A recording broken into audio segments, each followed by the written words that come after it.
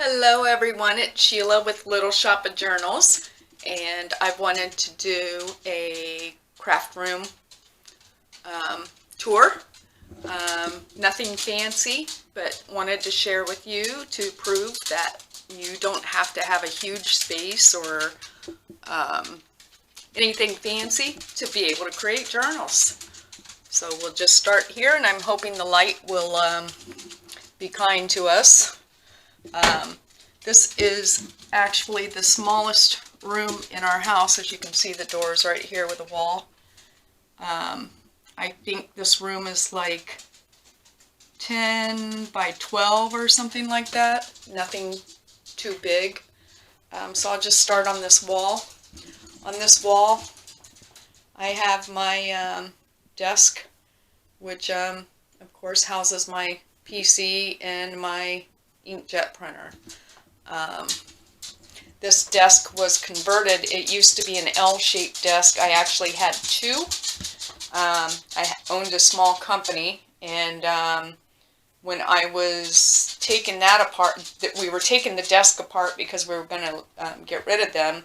I decided to keep the two 3 drawers. One was on each desk unit, and we just kept part of the desktop to make one desk for me in my craft room. So anyway, just a little side note there. My husband put these shelves up for me. On this shelf above my desk, I just have a little magazine rack which houses some crafty books, some flowers. When my husband gives me flowers, I usually save one, and I've been putting them in that little container there. These are journals that I am currently working in or plan to start working in this year. I have a little paper rack up here that I just keep some of my paper in. It's over my printer there, so I can, have quick access. This is my bulletin board, which desperately needs an update. It's sort of a mess. I just hung the new calendar up there this morning, but I need to do something with that. On this wall, just to give you, there's my calendar. On this wall, my husband added these shelves for me. On the top shelf, normally these items are not up there. I recently emptied, I had some items in a storage warehouse for many, many years. And all these little bird houses, I used to have a collection of them. Well, when I got the storage out a few weeks ago, I eliminated a lot of them, but some of them I just can't part with.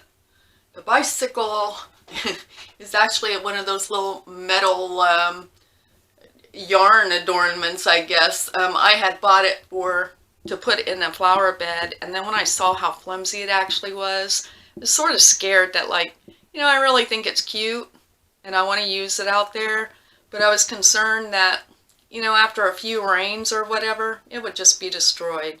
So I might try to seal it in some fashion and try to put it in my flower bed, out back this year, but for now, it's sitting on that shelf. I'm trying to keep this camera as steady as possible, so I apologize for the movement. I'm trying to change hands here. Sorry. I'm so sorry.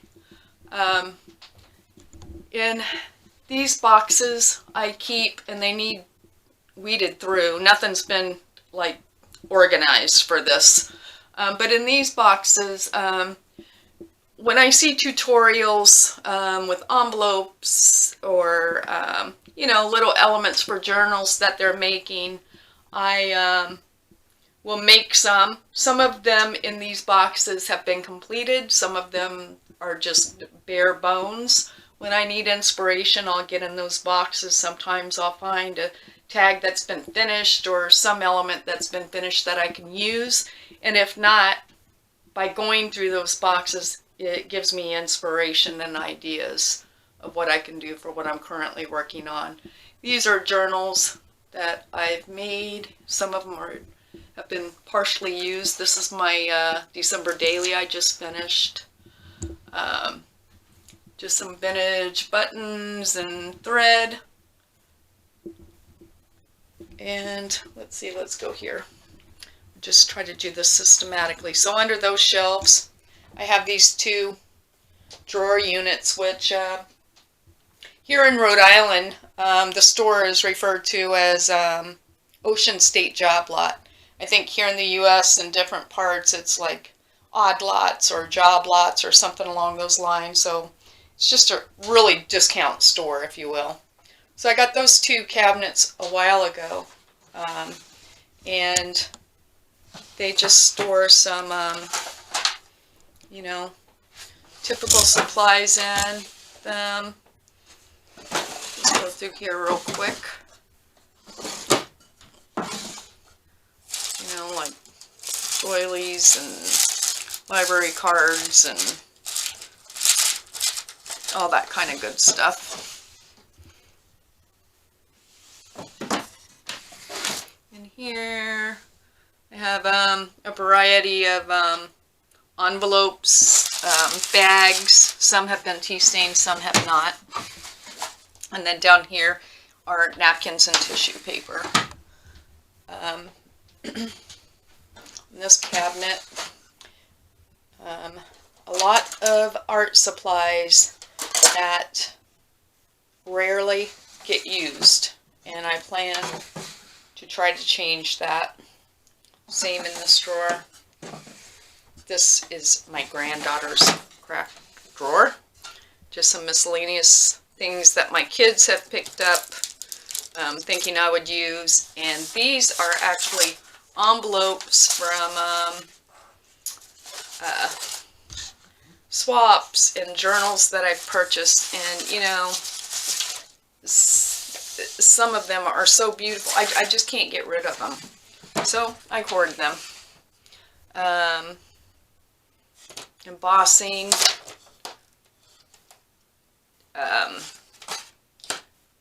Wax seals, which I've used one time. I plan to utilize that much more this year. 6x6 pads, miscellaneous. This stuff is going to be out of here. It's going into something different. Alcohol inks, overflow of some stamps. I've never really used alcohol inks that often, but I'm starting a new project that I plan to utilize those for. And just another magazine holder, crafting books, magazines. My husband, one of the things I asked for Christmas was a subscription to Somerset Studio. So I'm really looking forward to receiving that. These are two ephemera holders made by Bell & Gray. And this is a point that I wanted to make. I ordered these, I don't know, it was in the spring. COVID was going on, so it was, I think, in the beginning of the whole COVID mess. And I just couldn't wait to receive those. I believe they're located in Australia. So it usually takes longer to get items from Australia, but add the COVID to it and US shipping and all that good stuff, and it just took a long time to receive. And I was just anxious as all get out to get these. Well, I still haven't utilized them, and I plan to. And the point I'm making is, when I look at stuff like this that I just had to have, and I look here at all these supplies, I've probably used my gelatos once, my watercolors once. You know what I mean? All this stuff. It makes me feel almost ashamed that I get this stuff and don't use it. So, just making a point there. My TV, of course, that I stream my YouTube videos on. This filing cabinet, as unattractive as it is, it was in my office, and I decided to keep it because number one, I needed storage area. I do keep this paper cutter on top of it, and in this little thing, this little basket, I have tidbits of fabric and lace. Most of it's supposed to, my idea for this is just little pieces so that I could make snippet rolls or that type of thing, and it's become a catch-all. So I really need to go through those because a lot of this I won't use. This basket, Rachel from Roxy Creations had done a tutorial on how to make these baskets, and I made one and I absolutely love it. I want to make some more. Then, trying not to make you too dizzy, this is my little cart that sits at the end of my work table. It houses my paintbrushes and sponges and paints and more paints and mediums, you know, gesso and all that good stuff. And this is my work table.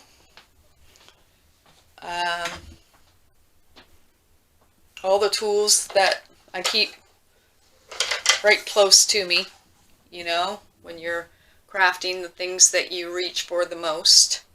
I don't know if you're going to participate in hashtag 52 tags by handmade by Anne.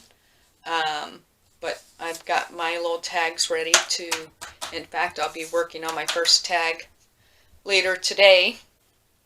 I'm looking forward to that. That's my notebook that I just altered that I've already started using. And my planner. Underneath my table, I have a waste can, of course, but then the only other thing I keep under here is this 3-drawer cabinet. On top of it, I have my small cutter, and then, you know, glue books, basically. Fabric in the first bin. All of this is, well, with the exception of these bags here, is scraps, tidbits of fabric that I have used in the past. Ribbons. This is just stuff that I reach for all the time, so I keep under here. This bottom drawer is just scraps. It consists of scrapbook paper, cardstock, file folder, music paper, any scraps that I have I keep there, because as I'm working on something, if I want to grab, I can just grab from there. That's my first go-to for all of those items. On this wall, right next to my table, get my chair out of the way here, I have this little shelf, excuse me, and a little stand with my sewing machine. This little stand I just moved in here this week. My sewing machine used to sit right here on the end of my work table, and has forever. And when I start working on something, like I just cleaned up all the Christmas stuff from when I was working on the daily, December daily. My desk was buried. Because I would get something out, I don't put it away. The desk was buried all around the floor. I mean, it looked like a war zone in here. And I end up working in an area on my desk, you know, maybe 8 by 10 area. And this desk is 48 inches across and 30 inches deep. But, you know, well, the sewing machine always seemed to be my way. So, long story short, I was going to get rid of this table. It was one of the items in my storage. And I kept looking at it, and I thought, you know what? That's perfect for next to my desk. It can house my sewing machine. It's one of those half moons, so it sets flusher to the wall. So it doesn't take a whole lot of space. And it does have a shelf on the bottom that doesn't have anything on it yet. This little cabinet is unfinished. It's an unfinished project, I should say. I got it at a flea market in the spring for like $5. The glass is gone, which we can replace. I was going to paint it, then I decided I wasn't going to paint it. Then I took some old quilt and lined the back of it. Some of the items on this will stay, some items will not. I just ordered those spools for some, oh, what do you call them? Well, I'm going to put some lace and also some like snippet rolls on there. I want to order some more. I would like them to be different sizes. That was my idea for this cabinet, was to fill it with things like that. But right now I have some items like, this is a photo of my grandmother and her two sisters. This little booklet. This, I'm sorry for the lighting there. My husband's great-grandfather immigrated to the United States from Germany. And my father-in-law just gave me this little book. And it's like a little journal that his great-grandfather, that belonged to his great-grandfather. I'm currently having it transcribed because I want to find out. We all are interested. It's written in German, so that's why I'm having it transcribed. We want to find out, you know, what is in that, you know. Just for family history and, you know, general interest, but I'm real excited to find out about that. This and this are ceramics my kids made. I don't know if you saw my December daily when I journaled about my son's ugly, horrible Christmas ornament he made me. That was brown and gross colors. This says, "I heart mom" on the back. I just got these dried flowers this week to put in that because these two things were also in that storage unit, and when I unpacked a box, there they were. And I had to laugh because Chad, who made the ugly ornament and had brown on it, then his clay didn't have any paint on it. And then my daughter made this one, did the same thing. These are just a couple jars that I just like. This is my little Sydney bag that I made. Rachel at Roxy Creations, once again. It was one of her patterns. And I just haven't decided where I'm going to put this yet or what I'm going to use it for. So I just have it sitting here. I am going to make more in a different style as far as materials and what have you for my daughter and my daughter-in-law. This little hammer I used to make homemade paper clips. This too belonged to my husband's great-grandfather from Germany. He was a tool maker. My husband's grandfather was a tool maker. My father-in-law and my husband all followed in those lines. And I was looking for a small hammer. And my husband said, "I have just the one for you." That hammer had been handed down. My father-in-law used this for years, and then he gave it to my husband. And now my husband has given it to me. So I have a great appreciation for that. My sewing machine. Let me try to get turned around here without making you too dizzy. This is the closet. And what we did when I moved in here, my chair's going to be in the way. My crafting sweater and my aprons on the back of it there. Let me try to move that. I had my husband take the doors off of the cabinet, off of the closet rather, because they were like those wooden trifold. So they opened outward, and I knew they would just constantly be in my way. So he removed the shelves, or the doors, and then I had him build me these shelves in here. So I have 1, 2, 3, 4, 5 shelves plus space underneath. So just real quick, I don't know how well I'll be able to do this. That corner to about there is just storage items for my company that I have to hold on to for a while, and a mixture of some family photos. Over here, there's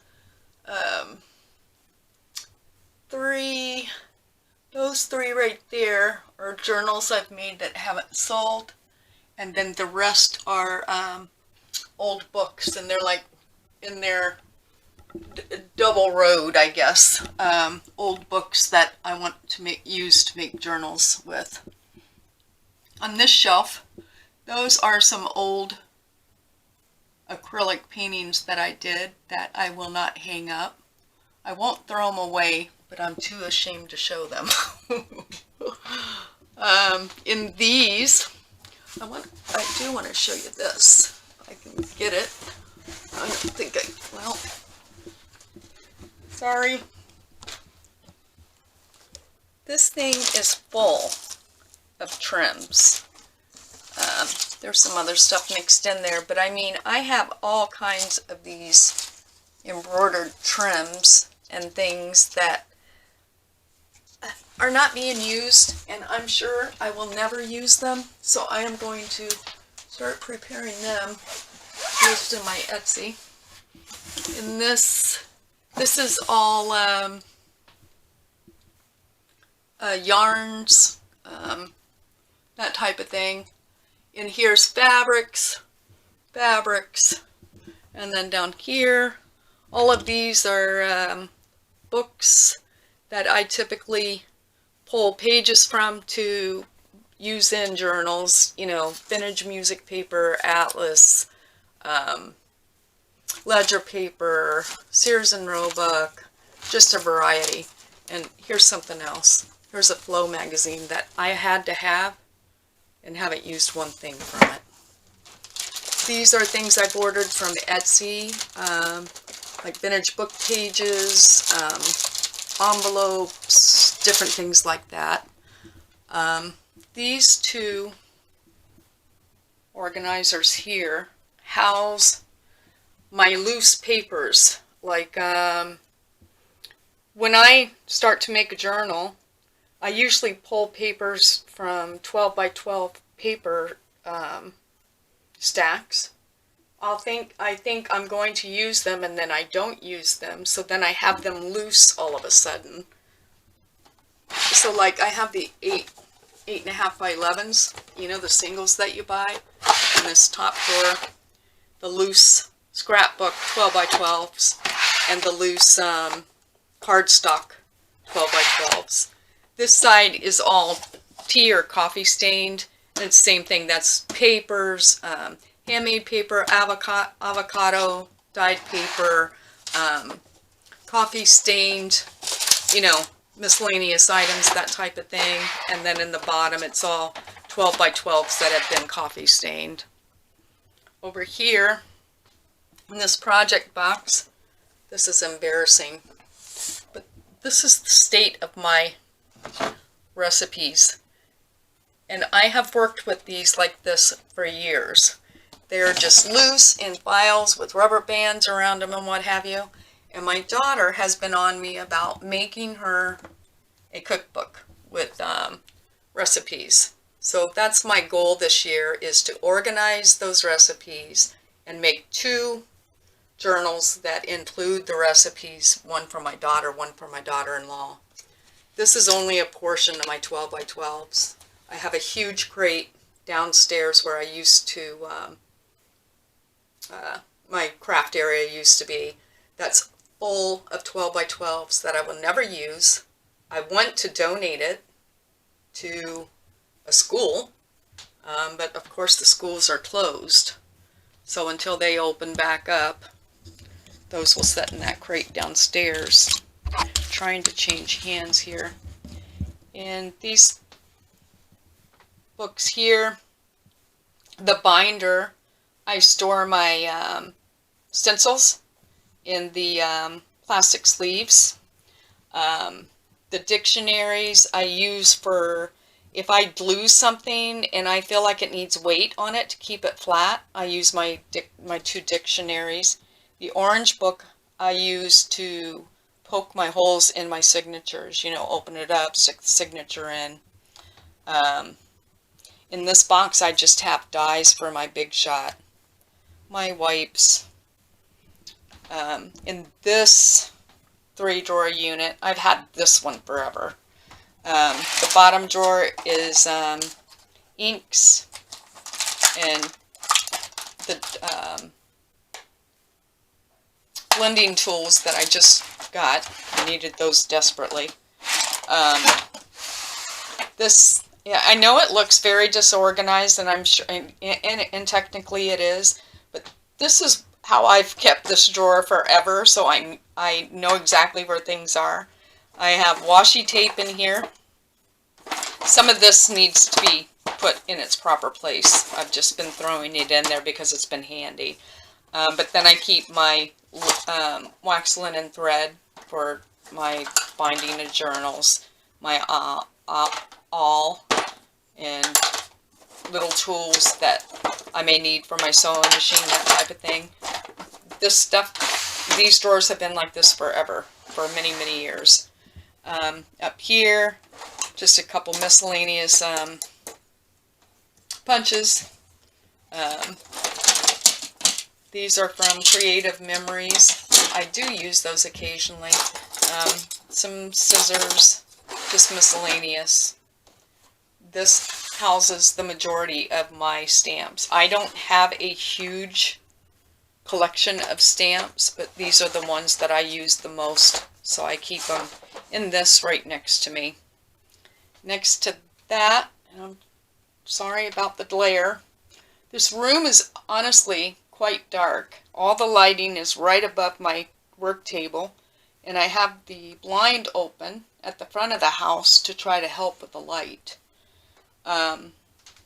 So I apologize. These 3 boxes, it's mostly like Tim Holtz cutouts and some things that need to be organized that aren't. This is a box that I made. Rachel at Roxy Creations once again had done a video, and it too has more of those cutouts in there. These bins are all charms and beads, metal elements, more beads, metal elements. This is more like jewelry, you know, to make bead dangles and all that. That's what all this detail involves, I guess. In here, some beads that I made. This thing is really rather funny. This thing right here, I am not kidding you. It probably weighs 30 pounds, if not more. I'm going to weigh it. I needed a tool block. I don't know if that's the technical term. So that when I make homemade paper clips and that, I can put the wire on there, use my little hammer to bang it. You know, my husband made that for me. He's like, oh yeah, I can make you one of those. He brought that home. I'm like, what am I going to do with this? He's like, you asked me for, I can't remember the technical term, and that's what that is. I'm like, I just need something light, you know, maybe an inch thick. That thing's like 4 inches thick. But anyway, I wanted to show you this. See this? Whoop. Try to get it to focus in. I don't know if it will. $1.99. It's one of these little circle organizers. I got that at Hobby Lobby in the sewing department. Do you know the same container is in the craft department, and I think it's either $3.99 or $4.99. So just a note there. I happened to see that in the sewing department, and I was like, I'd say $1.99. I was just in there this week, and I almost grabbed another one and didn't. I want to wait until I organize this stuff and see if I actually need another one. But I was like, how can they do that? 2 different departments, different prices, same item. This is just some tea I got recently, and it was in this tin. I saved the 10 because I'm going to do something with that. I don't know what yet, but something. Down here, this is a new sewing box I got for Christmas. I had asked for a medium-sized sewing box. I haven't filled it yet, but I plan on putting my slow stitching and that type of stuff in this one. Cleaning this out, whatever I have in there that may belong there. This one's much larger, and usually when I do that, it's in the evening while we're watching TV downstairs, so I usually have to lug that down. And I wanted this smaller one because that would be much easier. This box, I made this from an Amazon box. As you can tell, it's nothing great. But I made this box, and I keep like my vintage laces, you know what I mean, that type of thing in there. That I hoard. I'm a bad hoarder. These are project boxes. The last one has Christmas scraps in it as far as paper. I just kept in there. I didn't want to mix those in with my other scraps, you know. That way next Christmas I'll know where those are. This is chipboard. But then I have a couple unfinished projects that need to be completed, of course. In these, I store the things that I use the most, as far as, like in here, I have trims, you know, this kind of stuff that I grab for. That stuff is in this box. And most of these trims in here are like, you know, what you buy from Hobby Lobby or Joann's. This is my sari ribbon, my muslin, cheesecloth, Hug Snug, and then in here is more material. It's like, you know, the smaller, like some of them might be 2 yards or something like that, but I'm in that all the time. And, you know, up above in those other containers is where I keep the rest of my material. Down in this corner, this is my art bin box. I go to an oil painting class, and that has all my oil paints in it, my art bag for that, my glass mat I just stuck here. This is a container I had downstairs that I couldn't tell you what's in it. I need to go through it, sort it out. In both of these containers is Christmas items for journals. In this basket, this white quilt I usually lay on top of my desk when I'm doing a flip through, just to give me a plain background. Underneath that are towels and drop cloths that I use when I coffee stain. I spread them out on my kitchen counters, etc., you know, to protect those. And then that's all in the closet. And then the last thing is this cabinet. This cabinet was built by a family member many, many years ago. And it's solid oak, and it was regular wood tone. I painted it black because I had used it in my office. I need to paint it. Up there's my Big Shot. I keep my selfie printer supplies in one of those boxes. The other box is little memorabilia for me that I want to use in my personal journals.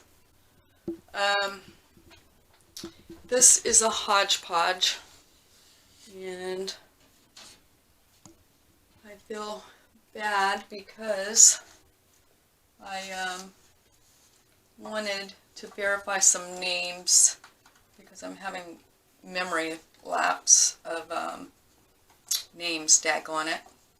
But anyway, I'll start up here. This is my little bingo money container there. Actually, that was my mother-in-law's, and she passed away. I took that, and I keep all my change in there. The banjo belonged to my grandfather. It's my grandmother.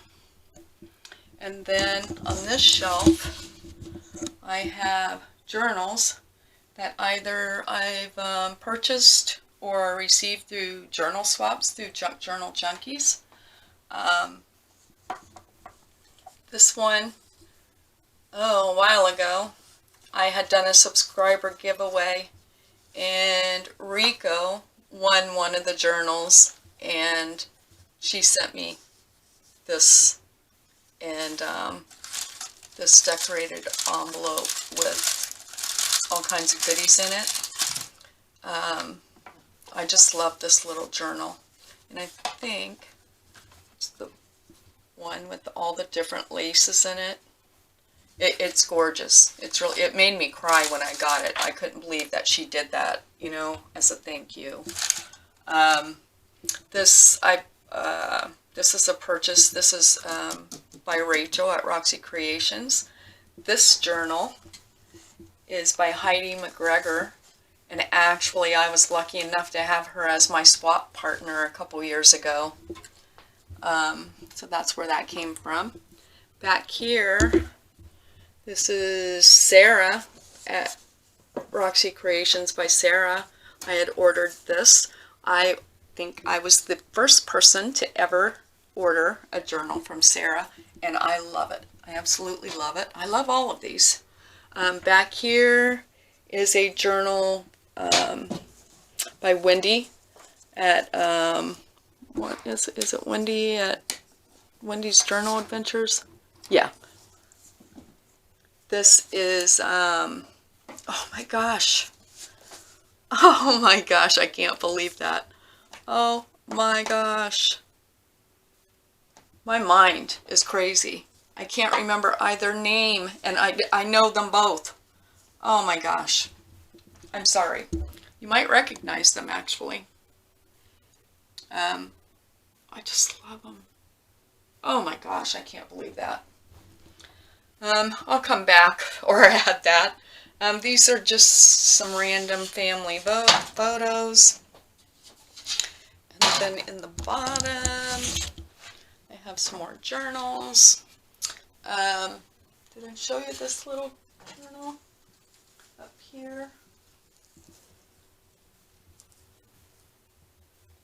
That was from a journal swap at Junk Journal Junkies, and it was Lisa something Bernard or Barnhard. Two times we were Junk Journal Junkie swappers in a swap because they did a round robin, and with me being at the back end of the alphabet and her being at the beginning, we got each other twice. This is the other one that I received from her, and it's stunning. This is one I purchased from Sue Olson, and I just dropped a photo that belongs in this box.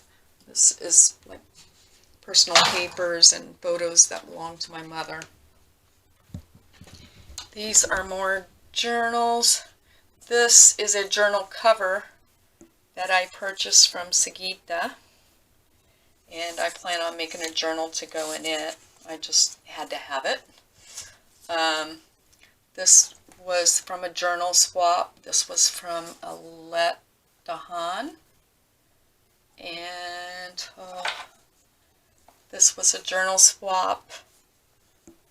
Oh, I felt awful. She is from Ohio. I'm originally from Ohio.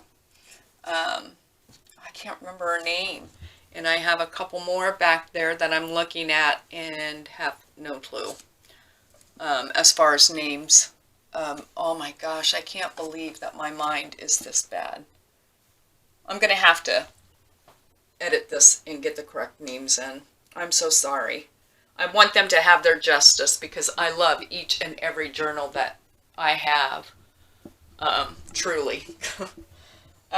Down here, I have two quilts that were made by my great-grandmother. This one and this one.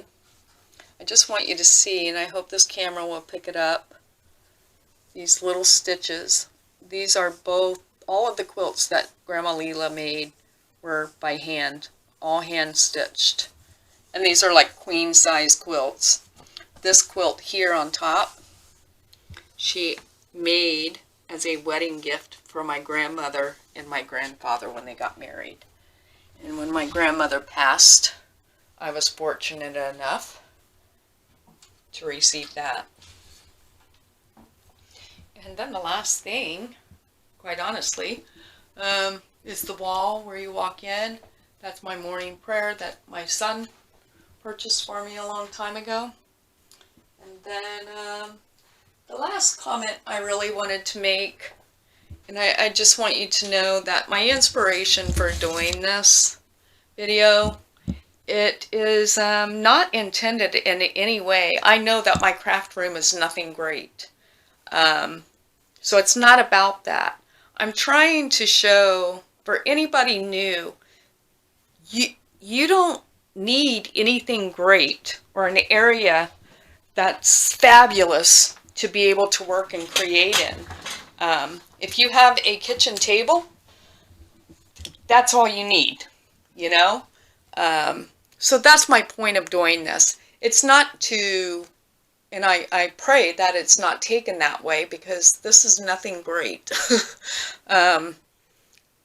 If anything, it makes me feel almost embarrassed because I look at the things that I have purchased through the years, and like in those drawers over there, there's, you know, items I've used once. Okay, I have a quick addition here. I was feeling very bad that I didn't know names of journal makers. So this one here is I purchased from Cheryl Carpenter. Her YouTube, or Etsy rather, is a penchant for the past. This is Yvonne Preston, which I think a lot of you probably recognized without knowing. So I apologize. Both of them, I just can't believe I would forget their names. I don't know, I'm embarrassed by that. Then down here, I told you that was Alette Dahan, Sagita. I purchased the journal cover from. And then this journal here was from a swap, and that is that was made by Michelle Mulligan. In the back, I don't know if you can see, let me lay these down. The teddy bear journal was made by Monique. I can't find her last name, but I remembered her name was Monique. She was my swap partner, and in addition to the teddy bear journal, when she sent me that, she made me a traveler size notebook that she sent. And then I have one lone, this one was in a journal swap through Junk Journal Junkies. It was fall themed, and this is the one. I cannot find documentation. I know I have it because I keep all that, and I cannot remember her name. So that's the one out of my journal collection. Anyway, now you know. I feel better just being able, you know, to identify the people. The one thing I noticed in playing my video back, number one, it cut out. Number two, I never went through my drawers here, which I don't think really matters, but just like this is extra storage, glue, cotton balls, you know, ink for the printer, tapes, that type of thing. And here is, these are just projects in the making that have never been finished. Projects coming up. Supplies. This drawer here is a mess. It's an absolute mess, but some, you know, vanilla wafer boxes, different, you know, to use for journal making. And down here is my paper. Like I had a ton of copy paper from when I had my company, but so I'm trying to use it all up. I have just some regular notebooks in there, page protectors. I think that's tone paper, watercolor paper, sticker paper, graph paper, drawing paper, you know, all that kind of stuff. That's what I keep in there. Not that it's a big deal, but anyway, I'm going to make this short since the video is long enough. It was really bothering me that my mind went blank on the names. And I really wanted to resolve that. That was my big concern. So I will see you all very soon. Thanks so much. Bye-bye.